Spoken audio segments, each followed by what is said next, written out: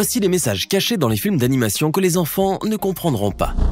Vous êtes en train de visionner une énième fois le film d'animation Le Livre de la Jungle, mais cette fois vous le faites avec votre fils. Arrivé à ce fameux moment où le roi Louis entre en scène, vous êtes retenu par quelque chose de frappant. Quelque chose qui pourtant ne vous a pas marqué quand vous étiez petit. Le roi Louis est le seul personnage avec un accent particulier, contrairement aux autres qui parlent sans accent. Oh, ça c'est fou!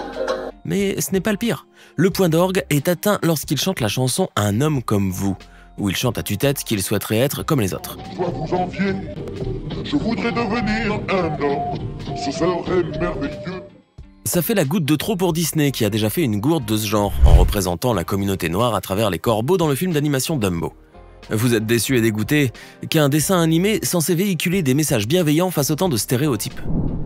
Vous décidez d'éteindre la télévision et de sortir votre fils faire une promenade, l'occasion pour vous de discuter avec lui sur le sujet du racisme.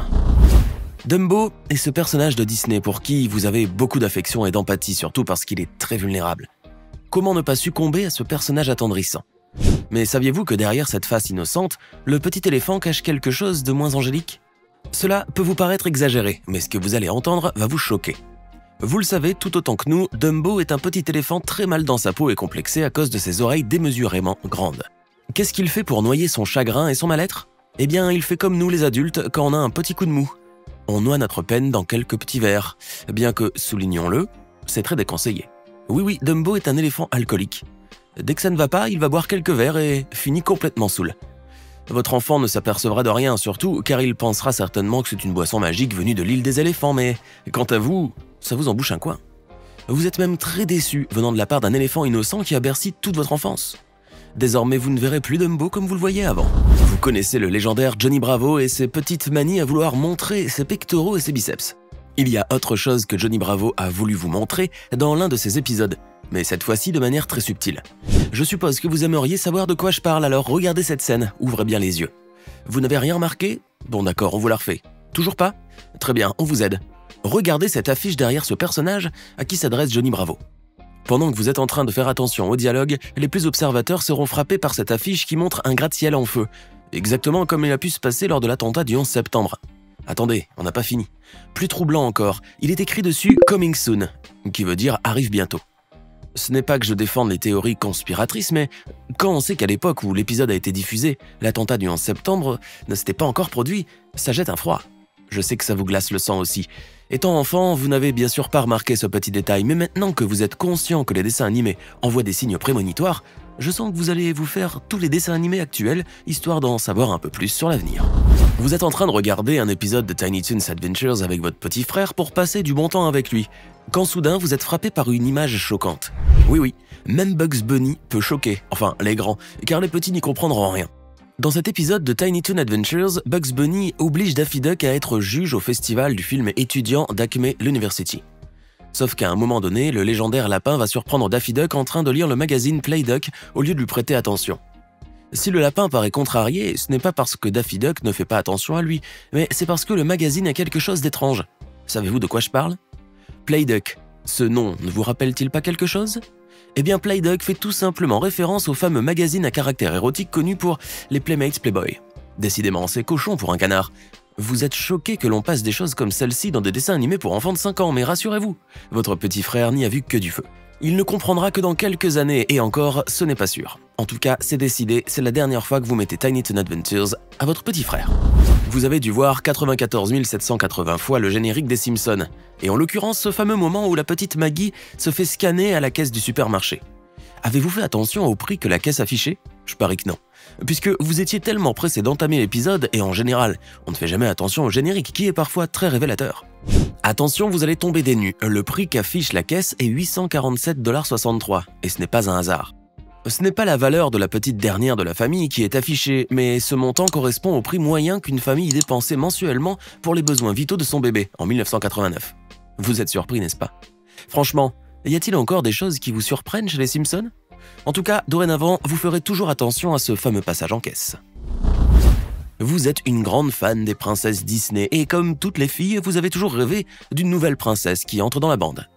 Mais lorsqu'est sorti le film d'animation La Princesse et la Grenouille, vous avez été agréablement surprise de voir que la princesse était représentée par une fille de type afro-américaine. Vous avez été réjoui car ça n'a rajouté que plus de mixité et de diversité à cette merveilleuse famille de princesses Disney.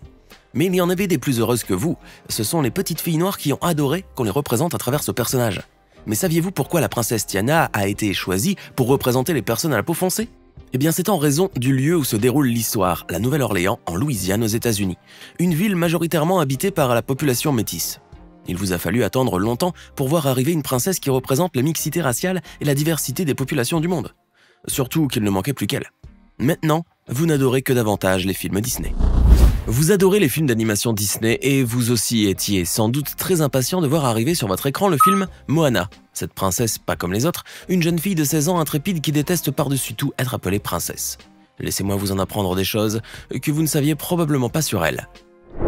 Issue d'une longue lignée de chefs polynésiens, Moana ou Vaiana apprend à son public composé essentiellement de petites filles à ne jamais accepter de limites, à ne jamais renoncer à son objectif et à ne surtout pas dépendre de quelqu'un. Dans le film, elle a été choisie par l'océan lui-même pour réunir une relique mystique avec la déesse Te Fiti. Lorsqu'un fléau s'abat sur son île, Vaiana, prénom qui fait penser à Vaillante, faisant-le remarquer, met les voiles à la recherche de Maui, un demi-dieu légendaire dans l'espoir de rendre à la relique à Te Fiti et de sauver ainsi sa tribu. Non seulement Vaiana est une jeune fille indépendante et courageuse, mais elle prône surtout le féminisme. C'est d'ailleurs la plus féministe de tous les personnages Disney, ce qui n'a pas l'air de déplaire à certains. Vous êtes déçu de n'y avoir pas prêté attention, et pourtant cela sautait aux yeux. Je sens que vous avez envie de montrer ce dessin animé à votre petite fille, histoire de lui donner une bonne leçon sur ce qu'est le féminisme. Étant petite, vous avez vu La Petite Sirène, et avez toujours admiré ce personnage ambitieux prêt à tout pour obtenir ce qu'elle veut, vraiment à tout. Mais il y a cependant une fausse note dans l'histoire, vous l'avez senti ? Prêtez l'oreille, on vous dit tout.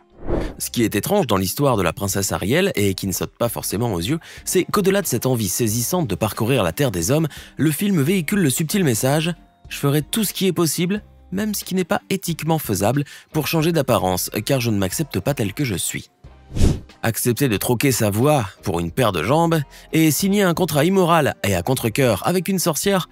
Non mais, puis quoi encore ? Vous êtes dépité car vous ne supportez pas l'idée qu'une fille veuille changer sa nature pour plaire aux autres. Heureusement que La Petite Sirène c'est du passé et qu'aujourd'hui on est plus axé sur le féminisme et la confiance en soi, comme on a pu le voir avec Vaiana. Ça vous rassure un peu quand même. Vous trouvez que le dessin animé Lilo et Stitch est l'un des meilleurs films d'animation de Disney. Et pourtant, il y a un petit côté sombre que le film met en avant. Quand vous saurez, vous ne verrez plus le dessin animé du même œil. Si plusieurs films Disney mettent au centre des orphelins, le cas de Lilo et Stitch est assez particulier puisque Lilo se retrouve sous la tutelle de sa grande sœur qui doit prendre soin d'elle juste après la mort de leurs parents. En plus de ce drame, qui est difficile à vivre autant pour les personnages que pour le public, Lilo et Stitch doivent faire attention aux services sociaux qui veulent absolument les séparer. Le film met donc en parallèle de l'intrigue les thèmes de la garde parentale et de l'abandon qui sont deux sujets très sérieux. Ça vous fend le cœur autant qu'à nous, mais rassurez-vous, Lilo et Stitch vivent très heureuses dans leur petit monde Disney. Ayez surtout une pensée pour les vrais enfants qui n'ont pas de parents. Vous êtes en train de regarder Vice Versa avec votre petite sœur et elle a l'air d'adorer. Elle vous met au bain et vous ne mettez pas longtemps à plonger dans l'histoire. Vous la trouverez d'ailleurs très sympathique. Scénario original, beau dessin, mise en scène recherchée, etc. Mais vous n'avez certainement pas remarqué que ce dessin animé de Disney véhiculait un message très profond sur la vie. Ça va beaucoup vous surprendre quand vous saurez de quoi il s'agit. Au cas où vous ne l'avez pas remarqué, Vice Versa met beaucoup en avant le thème de la dépression. D'ailleurs, on le voit dès que Riley déménage à San Francisco et qu'elle commence à déprimer car elle ne veut surtout pas décevoir ses parents. Elle a beaucoup de sentiments refoulés, dont la tristesse. Et on le voit bien dans sa tête, c'est ce moment où tristesse commence à devenir très apparente, active, et qu'elle touche à tout ce qui l'entoure. Joie tente alors de la contenir et de l'isoler. On voit que Riley se perd dans ses sentiments et sombre alors dans une profonde dépression avec tout ce qui en découle, peur, dégoût, colère, etc., jusqu'à ne plus rien ressentir. Je vous avais prévenu que vous seriez sidérés par ce que véhicule ce dessin animé comme message. Vous pouvez en profiter pour discuter de cela avec votre petite sœur, puisque ce sont des sujets très sérieux de la vie. On connaît tous Bob l'éponge, son innocente idiotie et ses blagues complètement déjantées et décalées. Vous en raffolez d'ailleurs, ça vous a fait plier de rire pendant toute votre enfance. Mais il y a néanmoins une blague osée à laquelle vous n'avez pas fait attention. C'est normal, vous n'aviez que 8 ans. Mais maintenant que vous en avez 30, il est temps que vous la passiez en revue. Dans cet épisode, l'éponge et l'étoile de mer étaient en train de marcher dans Bikini Bottom quand soudain elle rencontre un immense panneau publicitaire avec écrit dessus « Mangez des chips, Barnacles, elles sont délicieuses ». Bob et Patrick ne comprennent rien et l'éponge dit « En tout cas, pas comme je les utilise ». Cette phrase très douteuse prête à confusion, car on ne saura jamais comment Bob utilise ces fameuses chips. Bon, quand vous étiez petit, vous n'y avez pas fait attention, car quand on est petit, on est innocent. Mais là, je sais que votre esprit est déjà parti loin, loin, loin. Vous êtes choqués, mais en même temps, ça vous fait marrer plus qu'autre chose. Maintenant, dites-nous dans les commentaires ce que vous pensez de ces messages cachés et n'oubliez pas de vous abonner et de cliquer ici pour regarder une autre de nos vidéos.